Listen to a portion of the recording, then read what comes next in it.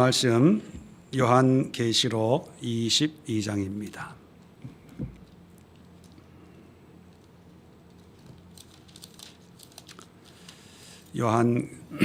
요한계시록 22장 12절부터 16절까지 함께 합독하도록 하겠습니다. 요한계시록 22장 12절로 16절의 말씀, 우리 내용을 생각하면서 함께 합독합니다. 시작. 보라, 내가 속히 오리니 내가 줄 상이 내게 있어 각 사람에게 그가 행한 대로 갚아주리라. 나는 알파와 오메가요 처음과 마지막이요 시작과 마침이라. 자기 두루마기를 빠는 자들은 복이 있으니 이는 그들이 생명나무에 나아가며 문들을 통하여 성에 들어갈 권세를 받으려 함이로다. 개들과 점술가들과 음행하는 자들과 살인자들과 우상 숭배자들과 및 거짓말을 좋아하며 지어내는 자는 다 성 밖에 있으리라. 나 예수는 교회를 위하여 내 사자를 보내어 이것들을 너에게 증언하게 하였노라. 나는 다윗의 뿌리요 자손이니 곧 광명한 새벽 별이라 하시더라. 아멘. 자, 오늘 이 말씀을 가지고 계속해서 오늘을 어떻게 살까, 세 번째 시간을 통해서 우리의 믿음과 또 우리의 삶을 한번 점검하고 되돌아보면서 이 땅의 그리스도인들의 신앙과 삶이 어떠해야 될까 함께 우리 자신들을 위해서 또 중보하는 그런 기도의 시간을 가지려고 합니다. 12절로 16절의 말씀은 이제 예수님이 친히 요한에게 말씀하시는 거죠. 12절로 15절에는 주어가 나타나지 않는데 16절에 보면 나 예수는 교회들을 위하여 내 사자를 보내어 이것들을 너희에게 증언하게 하였노라. 나는 다윗의 뿌리요 자손이니 곧 광명한 새벽 별이라. 자, 이 말씀을 하고 있는 존재가 누구인가를 분명히 말씀하는데 바로 예수님입니다. 물론 그 전에는 예수님이 여러 가지 모습으로 1장에 보면 아주 위험 있는 촛대 사이를 아주 끌리는 그 세마포 옷을 입고 촛대 사이를 다니는 그런 예수님으로 묘사하기도 했고, 또 요한계시록 본문에 보면 죽임 당한 어린 양의 모습으로 예수님이 등장하기도 했습니다. 이 마지막 요한계시록 마지막에 등장하는 예수님의 모습은 다시 다윗의 뿌리 그리고 광명한 새벽 별, 아주 찬란한 그런 별, 영광의 빛을 발하는 그런 분으로 등장을 하고 있습니다.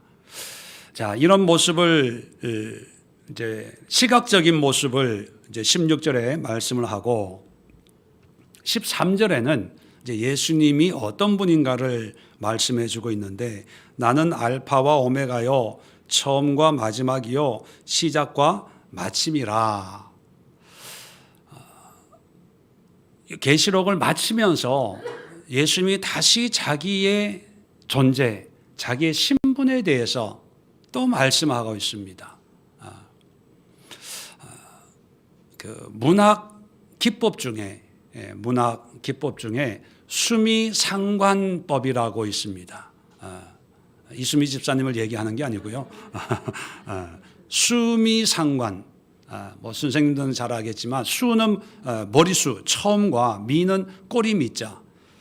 문학 기법 가운데 처음과 끝을 뭐 반복한다든지 운율을 맞춘다든지 해서 뭔가를 강조하기 위한, 김소월 시인의 진달래꽃 보면 처음 어떻게 시작하죠? 나보기가 역겨워 가실 때에는. 끝을 어떻게 맺죠? 그건 중간이고 끝에도 나보기가 역겨워 가실 때에는 죽어도 아내 보내드리오리다. 그게 나보기가 역겨워 뭐 이런 그걸 보면 이별을 노래한다. 그 이별의 아픔, 고통, 이별하기 싫은 그런 절절한 마음을 강조하기 위해서 나보기가 역겨워 가실 때에는 그러니까 출근하는 남편을 향해서 부르는 노래가 아니라는 거죠. 이 요한계시록도 문학적으로 보면 수미 상관을 하고 있어요. 한번 확인해 볼까요? 1장에 보면 요한계시록 1장을 한번 열어봅시다.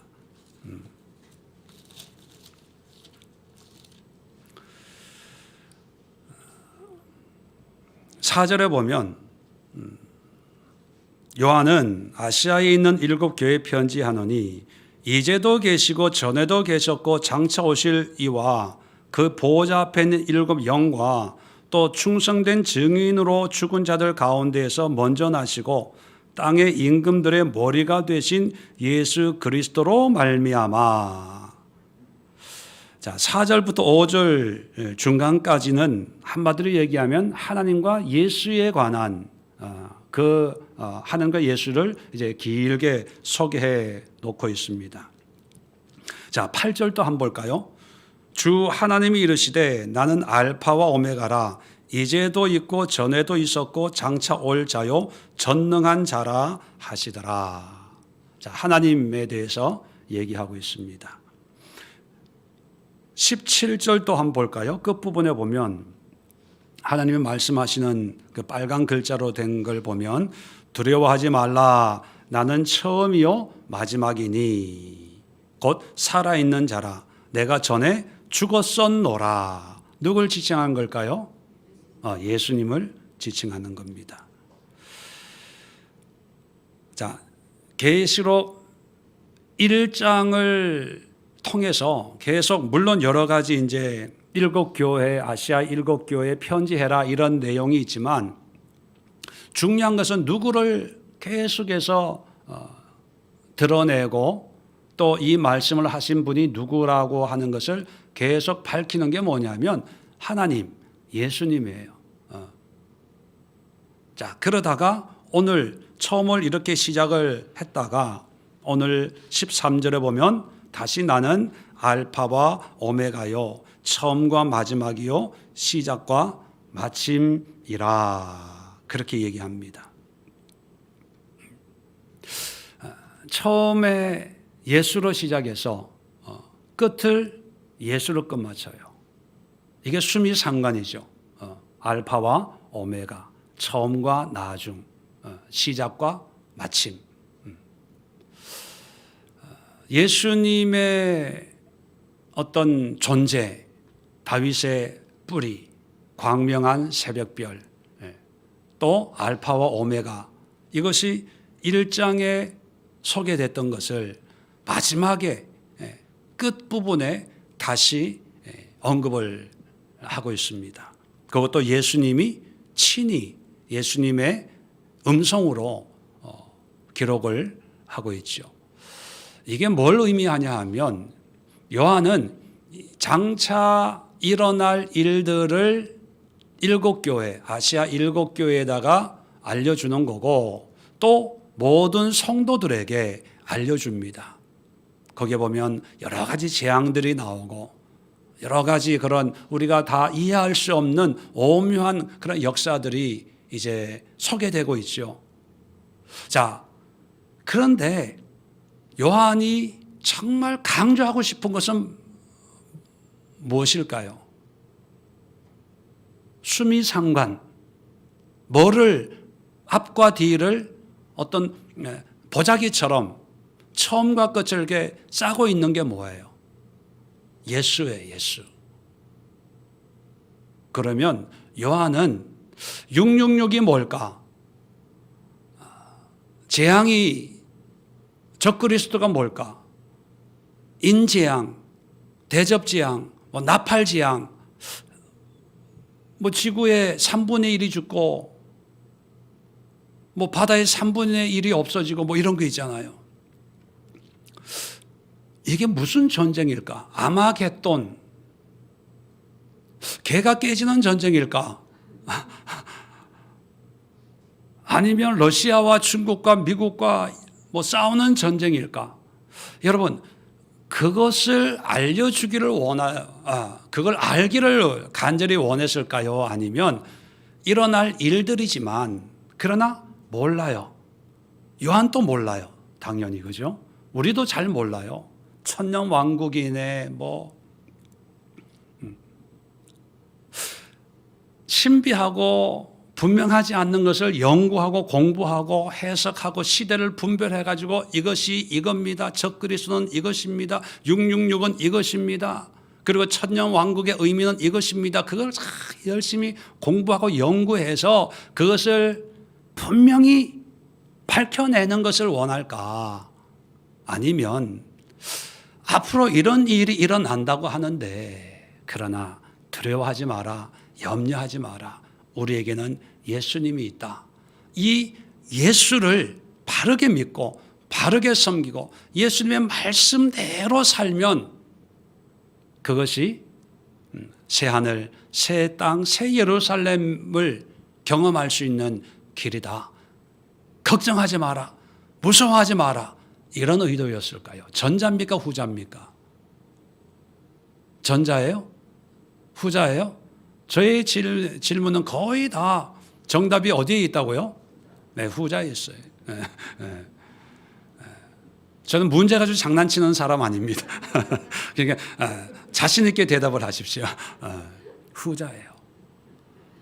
그런데 사람들은 후자에 관심이 있어요? 전자에 관심이 있어요? 전자에 관심이 있어요. 그게 참 마음 아파요. 바코드 심는데 어떤 사람들은 백신이 이렇게 무슨 적그리스도 이런 거라고 해서 백신 안 맞는 사람도 실질적으로 있어요.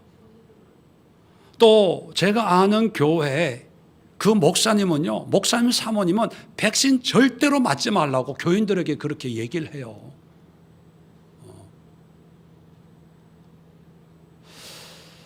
여러분, 물론 시대가 이제 시간이 흐르면서 역사 속에서 하나님의 예언의 말씀이 하나씩 이루어지고 성취될 수는 있어요. 근데 문제는 이 요한이 그 환상을 보고 하나님이 요한에게 이 글을 요한계시록을 기록하라고 했을 때 강조점은 비록 이런 일이 일어날지라도 너희는 예수 그리스도를 믿는 믿음으로 굳게 뭉쳐라. 믿음으로 순종해라. 믿음으로 살아라. 믿음을 버리지 말고 끝까지 예수를 붙잡아라. 그걸 얘기하려고 계시록을 써놓은 거예요. 자, 그래서 다시 오늘 본문으로 돌아가면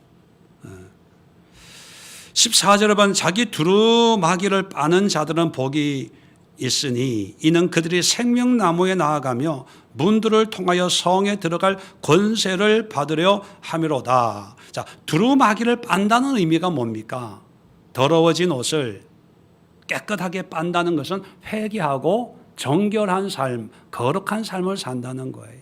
그러니까 이렇게 혼란한 시대 속에서 예수를 믿는 믿음으로 날마다 나를 정결하게 하는 게 중요한 거지, 그 현상의 의미가 뭐며 왜 일어났으며 적그리스도의 정체가 누구이며 이 재앙의, 이 전쟁의, 이 기근의, 이 환란의 끝이 언제일지 그걸 아는 게 중요한 게 아니라는 거예요. 자, 그래서 예수님은 마지막 스스로가 이제 자기 자신에 대해서 지금까지 쭉 말씀해 왔던 세 가지 어떤 자기의 존재의 의미를 마지막에 다시 한번 말씀을 해줍니다. 그게 뭐냐 하면 13절에 알파와 오메가다. 처음과 나중이다. 시작과 마침이다. 이게 결론이에요. 여러분, 우리가 기도할 때 하나님, 알파와 오메가 되시는 하나님, 예수님, 이런 기도를 하잖아요. 자, 그 의미가 뭡니까? 알파와 오메가. 알파와 오메가, 알파라고 하는 것과 오메가는요, 헬라어에 철자가 24자가 있는데 처음이 알파, 영어로 보면 A, 제일 끝이 오메가예요. 그래서 그 코로나 그 변종 중에 오미크론, 그게 아마 오메가라고 하는 거에서 나왔을 거예요. 제가 분명하게 모르지만 그 알파벳 처음과 끝. 그러면 하나님이 알파벳의 처음과 끝은 뭘 의미하기에 나는 알파와 오메가다 그렇게 말씀하실까?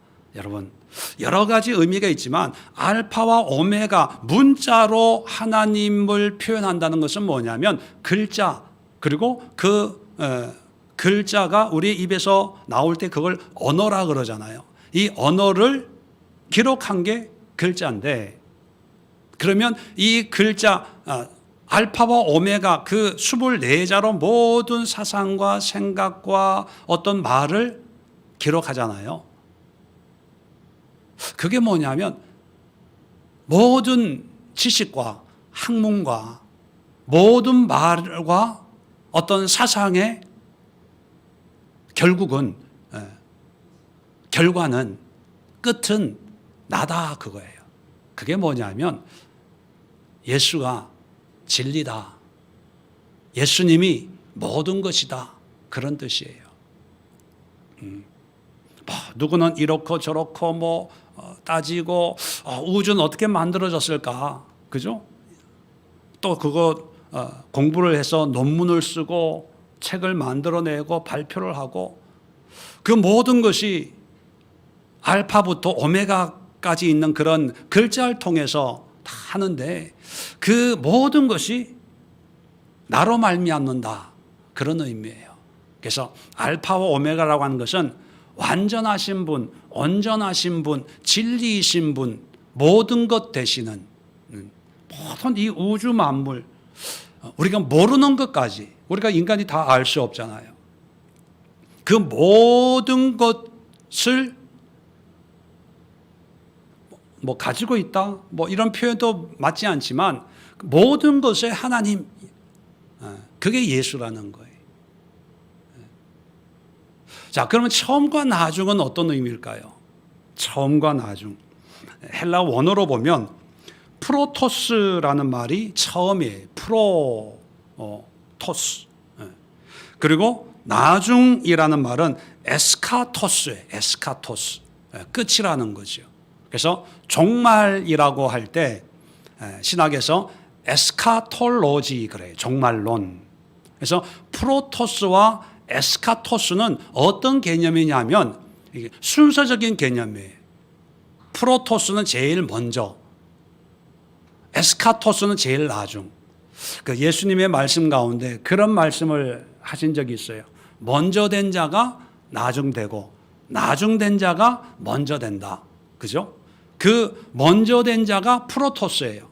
나중된 자라는 말이 에스카토스. 어떤 순서적인 어떤 개념을 얘기하는데, 그러면 이 먼저, 우선, 첫 번째, 그리고 에스카토스, 끝, 마지막, 나중. 나는 처음과 나중이다. 이런 의미로 예수님이 자기를 드러내는데, 그러면 뭘 의미하는 걸까요? 우리 이 세상에서는 처음과 나중은 떨어져 있죠.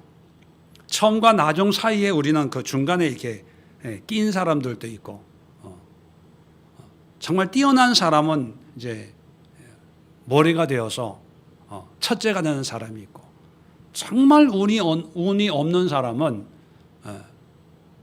에스카토스, 제일 끝이 되죠.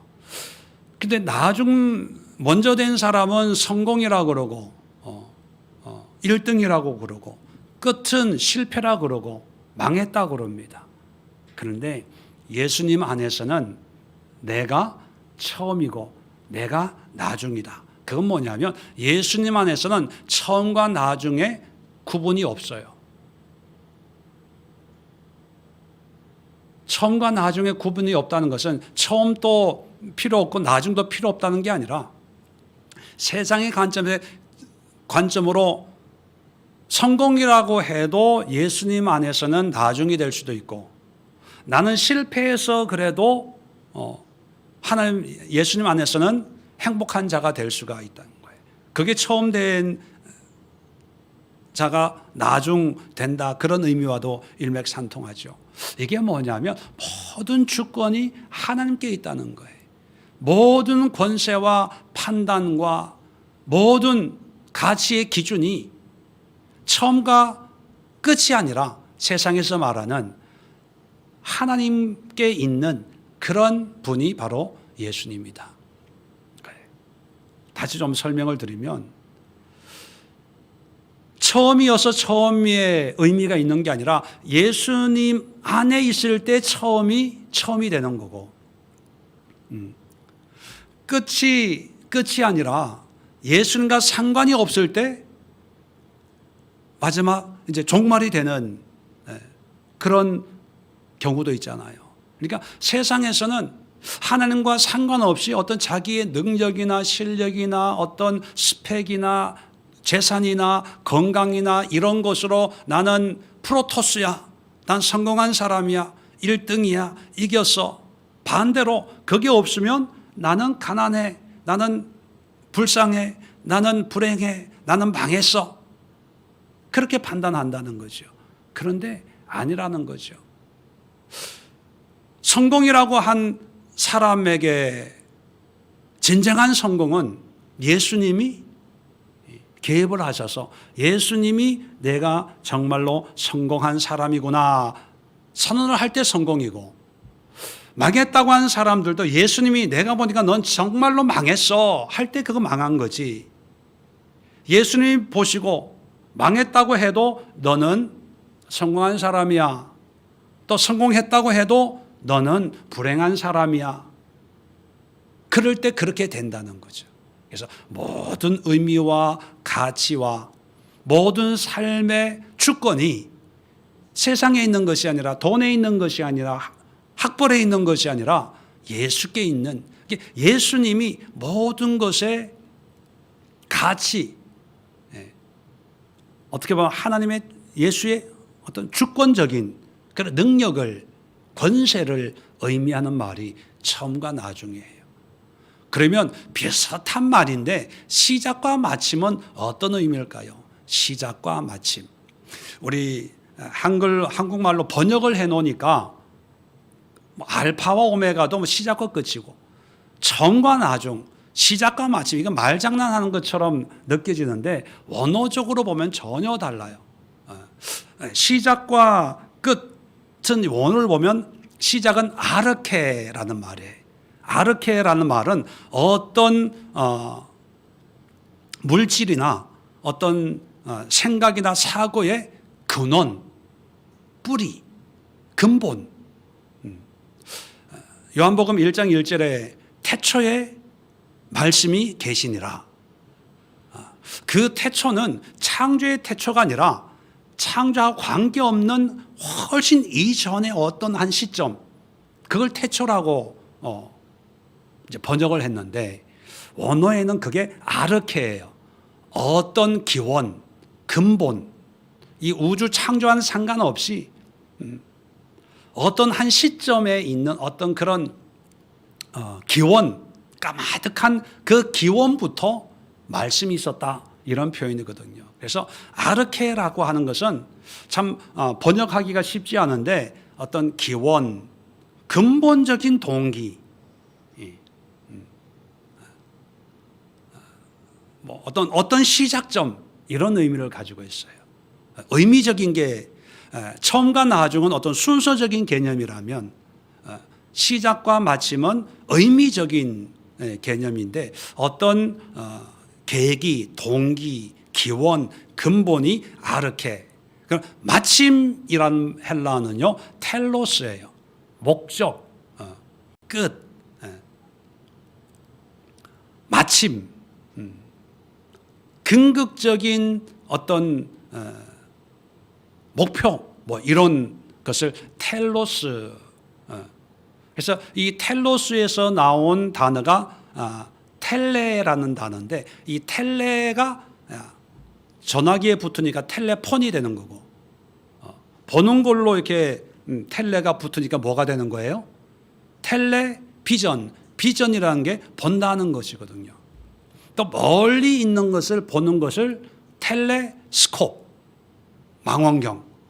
그러니까 이 텔레라고 하는 것은 저기 멀리, 우리 말로는 멀다는데 어떤 우리가 추구하는 어떤 종착점, 목적, 목표, 그런 의미를 가지고 있어요. 그러면 예수님이 어떤 근본이고 기원이고 동기이고 또 예수님이 어떤 목적이고 종착점이고 끝이다. 이게 뭘까요? 한마디로 표현하면 예수님이 모든 것에 의미다는 거예요. 예수로 시작해서 예수로 끝나는 거예요. 우리의 인생의 의미는 자녀를 훌륭하게 키우고 뭐 남편 뒷바라지하고 뭐 세상에 이름을 내고, 어떤 분들은요. 그러면서 이제 빗속에 이제 뭐 양력을 쭉 써놓고, 야, 이분 참 이렇게 열심히 훌륭하게 살다 돌아가셨구나. 뭐 그게 이제 세상의 의미죠. 그런데 요한복음에 기록되어 있는 예수님의 자기 자신이 스스로 자기가 누구인가를 말씀하는데, 그게 아니라 모든 것의 의미가 나야, 그거예요. 자, 이 마이크가 만들어지기까지는 뭔가 이렇게 기원이 있어요. 기원이. 그죠? 처음에는 사람이 말을 하는데 멀리 있는 사람이 듣지 못하니까 들을 수 있도록 생각하고 연구하고 개발해가지고 이런 마이크가 있어서 이 마이크를 통해서 이제 뭔가 이렇게 기능을 하게 하죠. 그러면 사람들이, 야, 마이크 좋다. 나도 하나 갖고 싶다. 그거 얼마짜리예요? 뭐 이렇게 물어보고, 또 돈을 모아서 나도 가져야지. 그러죠. 왜요? 여기에 의미가, 내가 소유해서 내가 이걸 사용하는데 의미가 있다라고 생각을 하는 거죠. 자, 그런데 예수님은 이 마이크 하나의 의미도 이 마이크에 있는 것이 아니라 나한테 있어. 그게 시작과 마침이에요. 좀 더 설명을 보충드리면, 자, 마이크를 사용해서 제가 설교를 해요. 그죠? 자, 설교를 하면서 참 마이크가 있어서 너무 좋아. 마이크가 없었으면 내가 목이 아프고 힘들었을 텐데, 이 마이크가 있어서 너무 편하게 설교하고 또 목회할 수가 있어서, 마이크야 너무 고맙다, 감사해, 다 이게 네 덕분이야, 이게 아니라 마이크 때문에 참 목회를 편안하게 하고 있는데 이 모든 것이 하나님의 은혜입니다. 하나님이 이런 것을 우리에게 허락해 주셔서 참 이렇게 목회를 목 안 아프고 설교할 수 있고 목회할 수 있어서 하나님 감사합니다. 이게 시작과 마침이에요. 근극적인 목적이 예수라는 거예요. 사람들은 열심히 돈 모아가지고 집 사고, 열심히 돈 모아서 해외여행 다니고, 열심히 돈 모아서 뭐 노후를 준비해서 살다가 이제 죽어야지. 그건 예수님과 전혀 관계없는 거예요. 내 삶의 의미가 예수께 있어야 된다는 거죠. 왜냐하면 예수님의 존재의 의미가 그거라는 거예요. 나는 너희의 시작과 마침이야. 나는 너의 처음과 나중이야. 나는 너의 알파와 오메가야. 그러면 결론적으로 말씀드리면 요한계시록을 통해서 아이고 무서워, 또 이해가 안 돼, 왜 이렇게 하나님은 재앙을 주고 고난을 주고 고통을 줘, 무서워, 요한계시록은 읽는 게 좀 찝찝해, 그런 마음을 가지라고 요한계시록을 기록한 게 절대로 아니고요. 물론 좀 불편한 면도 있죠. 이해가 안 되는 면도 있어요. 그러나 이해가 안 되고 불편하면 그냥 덮어놔도 괜찮아요. 이해가 안 돼도 괜찮아요. 굳이 이해하려고 애쓸 필요가 없어요. 미래에 일어날 일들을 우리가 막말로 미래에 도시가 개발된다고 하면은 땅이라도 사놓지. 장차 재앙이 일어난다고 하는데 여러분 뭐 하시겠어요? 할 거 없어요. 할 필요가 없고 의미가 없어요. 또 그걸 준비하라고, 예비하라고 미리 예고편으로 계시록을 써놓은 게 절대로 아니에요. 그건 우리가 하나님 재앙, 대접재앙이 지나가게 하옵소서, 인재앙이, 나팔재앙이 없어지게 하옵소서, 중보기도 한다, 그게 없어지는 게 아니에요. 여러분 구약을 한번 보세요. 선지자 중에 여러분 어떤 선지자가 여러분 제일 존경스럽습니까? 예를 들어 보세요. 이사야 선지자. 자, 이사야, 그 훌륭한 이사야 선지자가 열심히 말씀을 전했어요. 하나님을 직접 만나서 하나님의 음성을 듣고 하나님이 가서 이 말을 전해라 해서 전했어요. 제가 전한 거하고 질적으로 달라요. 전했는데 이스라엘 백성들이, 유다 백성들이 이사야 말 들어요, 안 들어요? 귓등으로도 안 들어요. 귓등으로도. 예레미야 선지자, 얼마나 헌신적인 선지자입니까? 나라를 얼마나 사랑하는 애국자, 눈물의 선지자잖아요. 그래서 눈물을 머금고 동포들에게 말씀을 전해요. 동포들이 들어요, 안 들어요? 귓등으로도 안 들어요. 귓등으로도. 나 그런 거 보면 참 위로가 돼요. 이사야도 그렇고 뭐 예수님은 말할 것도 없고 그런 분들도 설교했는데 뭐 귀담아 듣지 않는데 나 같은 사람이 뭐 설교한다고 뭐 여러분 참 고마워요. 제가 큰절을 해도 그죠? 여러분 우리 인간이 그래요. 그러니까 뭐 이 재앙을 계시록의 어떤 이런 하나님의 섭리를 내가 보여줬으니까 너희가 이걸 예비하고 대비하고 준비하고 적그리스도 절대로 따르지 말고 뭐 하지 말고 그거를 기대하는 게 아니에요. 그냥 하나님이 하실 일을 보여주는 거예요. 자, 그 보여주면서 우리가 해야 될 일은 뭐냐는 거죠. 그것은 예수를 붙잡는 거예요. 예수만을. 교회를 붙잡는 게 아니라, 목회자를 붙잡는 게 아니라, 어떤 신학을 붙잡는 게 아니라, 어떤 교회 프로그램을 붙잡는 게 아니라, 제자훈련, 성경공부, 영성훈련, 말씀의 집, 뭐 이런 걸 붙들고 있는 것이 아니라 그 모든 걸 통해서 결국은 시작과 마침, 아르케와 텔로스가 되는 분이 누구라고요? 예수를 붙잡아요. 예수를 붙잡아야 돼요. 그거예요. 우리의 건강을 붙잡는 게 아니고요. 우리의 사업장을 붙들고 하나님 사업 잘 되게 해주세요, 성공하게 해주세요, 그게 아니고요.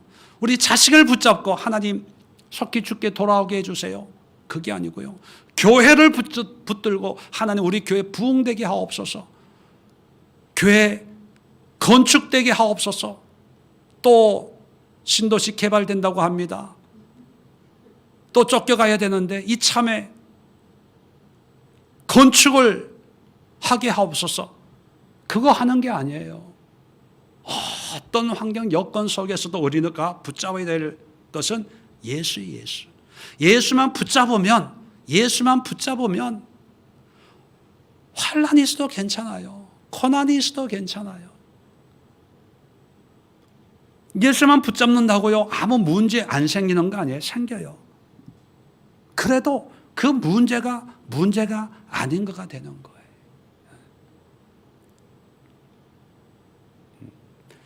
이 얘기는 주일날 하려고 얘기 안 하려다가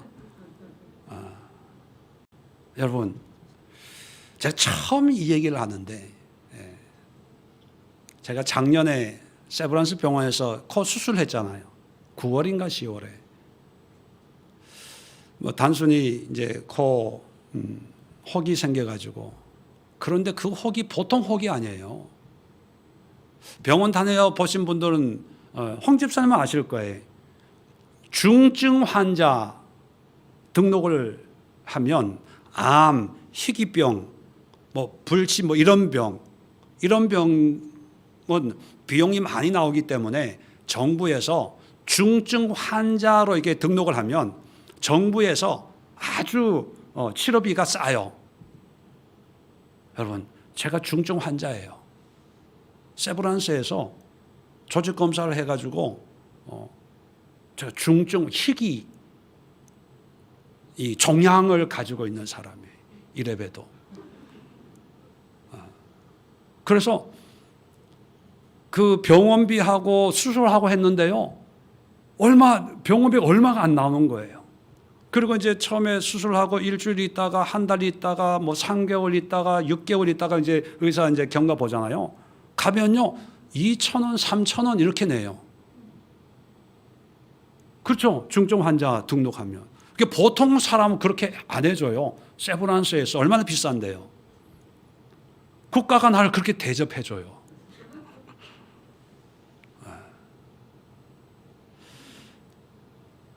뭐 웃으면서 얘기하니까 그렇지, 중증 환자로 등록이 됐다고 하면 뭐 암이든지 뭐 이게 아주 심각한, 그런데 저는 한 번도 심각하게 생각 안 하고, 이것도 지금 처음 얘기하는 거예요.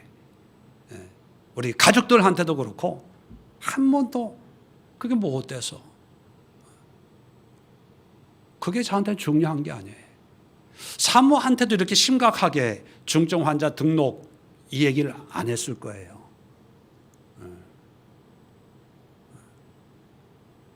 그게 중요한 게 아니고, 없는 형편을 아시고 하나님이 중증 환자로 등록을 시켜서 수술했는데 몇십만 원밖에 안 나오고, 병원 치료하고 뭐 해도요 4,000원, 5,000원, 얼마나 감사해요. 그리고 한국의 최고의 그 의료 시설이 있는 그 세브란스 병원에서 치료를 받으니까 이제 1년 되면 1년에 이제 한 번, 내년에 이제 가는데, 저는 그때나 지금이나 세브란스 갈 때마다 뭐 하냐면, 전국에서 감기로 오는 분도 없잖아요. 코로나 때문에 오는 분 없잖아요. 다 심각한 질병을 가지고 오시는 분들인데, 이번에도 며칠 전에 가서 그 대합실, 마침 체열실 앞에 제가 앉아 있으면서 거기에 피 뽑으려고 기다리고 있고 피 뽑고 나오는 분들 보면서, 하나님, 제가 볼 때 저들의 삶 속에 예수님이 계시는데 저들은 그걸 모르고 있네요. 저들이 의사를 간절히 만나고 치료받고 또 상담받고 좀 더 많은 이야기를 나누려고 간절히 원하는 것처럼, 예수님을 그렇게 간절히 원하면 뭐가 돼도 될 텐데, 이렇게 그 사람 얼굴 보면서 그렇게 앉아서 기도하는 거죠. 뭐. 그때나 지금이나 세브란스 병원이나 다른 데 갈 때마다 제가 기도하는 거는 그런 기도를 하는 거예요. 사모가 이번에 병원 수술한다고 할 때도 마찬가지로 그 기도를 하는 거죠. 말씀드렸지만 올해 저희 여름에 딸이 왔을 때 내가 죽으면 화장해라 그런 얘기 했다 그랬잖아요. 여러분, 죽으나 사나 건강하나 건강치 않으냐 이게 별로 의미가 없더라고요. 중요한 것은 내 안에 예수가 있냐, 예수가 있냐 없냐가 중요한 거지. 오래 살고 부자로 살고 유명한 사람이 되고 책을 쓰고 몇만 명, 몇천 명이 모이는 교회 목회자이고 뭐 박사고 교수고 이게 의미가 없더라고요. 중요한 것은 예수예요. 이 세상에서 마지막 에스카토스, 제일 끝자락에 있는 그런 사람일지라도 거기에 예수가 있으면 프로토스가 되는 거예요. 그게 나야, 그렇게 말씀해 주는 거예요. 나는 이걸 위해서 나는 회사 생활을 해. 또는 이런 목적을 위해서 나는 이렇게 사업을 하고 있어. 그러다가 예수님을 만나가지고, 내가 이렇게 열심히 빨래하고 설거지하는 것은 예수님을 위한 그런 헌신이야. 이걸 깨닫고 열심히 빨래할 때, 설거지할 때, 방 청소할 때, 또 직장 생활할 때, 사업할 때 그 사람이 가장 의미 있고 행복한 사람이 되는 거예요. 왜요? 예수가 시작과 마침이신데 그걸 깨닫는 거거든요. 기도 열심히 하면 내 있는 이 희귀, 이 종양도 없어지고, 열심히 기도하면 사모 혹이 있었는데 이거 없어지고. 여러분, 그런 미혹에 넘어가지 마세요. 기도 열심히 하고 귀신 푸닥거리 하는 거는 무슨 차이가 있겠어요? 예수님과 친밀하면 나같이 선한 사람한테도 악성 종양이 생길 수 있어요. 예수님과 함께 깊은 친밀한 관계를 가지다 보면 사모처럼 정말 기적 같은 이런 은혜를 누릴 수가 있어요. 그러니까 치료받았냐 안 받았냐, 상황이 나아졌냐 안 나아졌냐, 여기엔 전혀 신경 쓰지 마시고 그런 모든 과정 가운데 내 안에 예수가 있냐, 예수와 함께 사냐, 예수님과 친밀한 관계와 교제를 이루고 있냐, 이게 중요한 거예요. 이거 없이 여러분, 나사로도 죽었다 살아났잖아요. 영원히 살았을까요? 나중에 또 죽었을까요? 제 질문의 대답은 항상 끝이에요. 죽었어요. 나사로가 눈을 떴어요. 영원히 눈을 떴을까요? 어느 날 눈을 감게 되었을까요?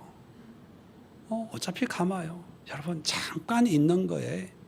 그걸 가지고 마치 정답인 것처럼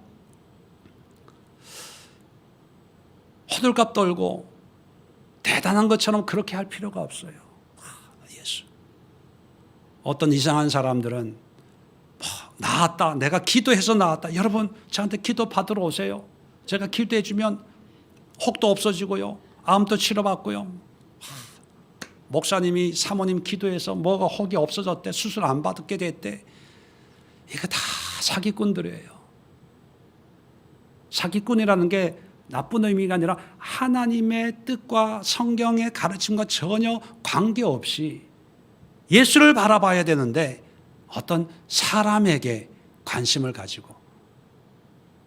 그래서 여러분, 우리가 말씀의 집을 토요일마다 했는데 기억나실지 모르겠어요. 참석하신 분들은 모세 오경을 우리가 공부하면서 우리가 뭘 느꼈나요? 거기서 출애굽하고 뭐하고 먹으라 마라, 그게 아니라 하나님의 마음. 몇 번씩 에덴 동산에도 실패하고 노아 시대도 실패하고 또 노아 그 후손들도 또 실패했지만 하나님은 계속해서 언약을 주고 약속을 하고 또 한 번 하자, 또 한 번 시도하자.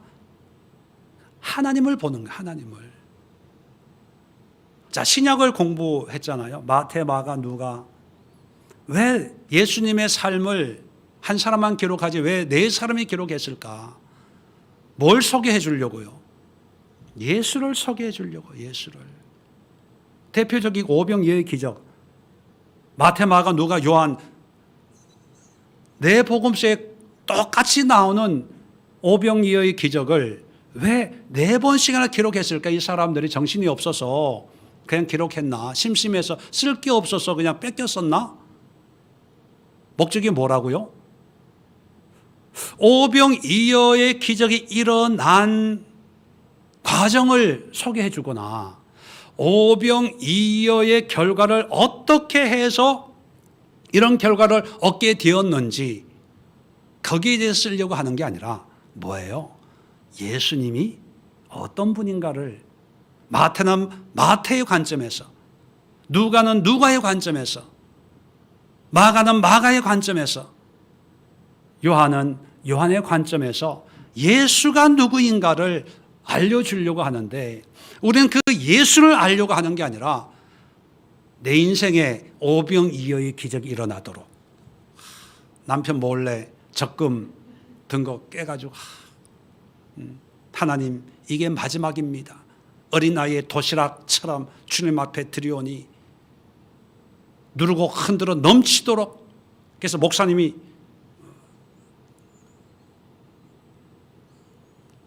안수, 아무개, 제가 봉투 들었다면 제 거네요.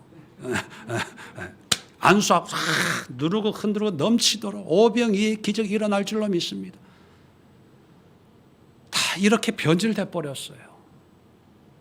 그 노름에 성도들은 따라가서 거기에 환호하고 열광하고 예수는 사라지고 그저 감정적인 그런 뜨거움만 거기에 또 빠져가지고 지금 또 그런 데 있을 거예요.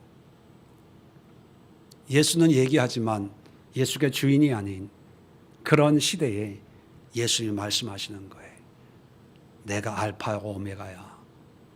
내가 처음과 나중이야. 내가 시작과 마침이야. 결론적으로 그렇다면 우리의 신앙은 이러한 예수로 무장되는 신앙이 되어야 된다는 거예요. 예수로. 그런 신앙을 위해서 우리가 기도해야 됩니다. 그런 믿음을 위해서 우리가 기도해야 됩니다. 예수로 죽고 예수로 살고 예수로 일어나고 예수로 누울 수 있는, 예수로 기뻐하고 예수로 애통해하는, 예수님 때문에 내 삶의 의미가 있고 예수님을 위한 어떤 그런 삶이 되고 사역이 되고 일터와 직장이 되는 모든 의미, 목적, 이유가 예수여야 되는 그런 신앙으로 살아가는 것이 바로 이 마지막 시대를, 종말의 때를 지나가는 그런 성도들이 가져야 될 신앙의 자세다 하는 것입니다. 오늘 이 세 가지를 위해서 여러분의 신앙도 한번 점검해 보세요. 또 우리 교회가 가지고 있는 신앙을 여러분 스스로 한번 점검해 보시고 이 시대가 가지고 있는 신앙의 중심을 한번 점검해 보시고 우리가 가슴치며 애통하는 마음으로 함께 예수가 주인공이 되는 그런 시대를 꿈꾸면서 기도하는 그런 시간 갖도록 하겠습니다. 자리 정돈하시고 우리 주여 한번 힘차게 외치고 합심해서 오늘 말씀 가지고 함께 기도하며 나아가도록 하겠습니다. 주여